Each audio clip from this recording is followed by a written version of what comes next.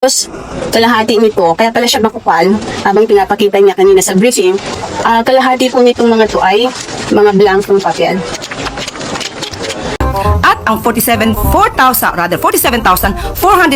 ang nahatulan. Hello. Good morning po, Yusek. Kaugnay po nung binanggit niyo about illegal drugs, ano po. May we know po kung anong mga barangay, kahit ilan lang po, no, yung 427,000 na binabanggit ninyo na na-cleared na sa illegal drugs. Okay, sa ngayon, yan pa lang po ang ating natanggap at wala po tayong detalye patungkol sa barangay. Hihingi po natin mula sa PIDEA at ibang law enforcement agencies yung sinasabi po nating barangay. Dito po, yung sinasabi ng mga barangay na sinasabi natin drug clear, drug free.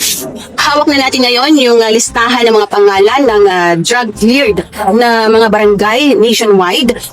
Mga bilang lamang po ng mga barangay yung nandito at wala yung mga pangalan ng mga barangay na ating nang naitanong dun sa previous briefing. Nung tingnan natin ay halos kalahati nito, kaya pala siya makupal, habang pinapakita niya kanina sa briefing, kalahati po nitong mga to ay mga blankong papel.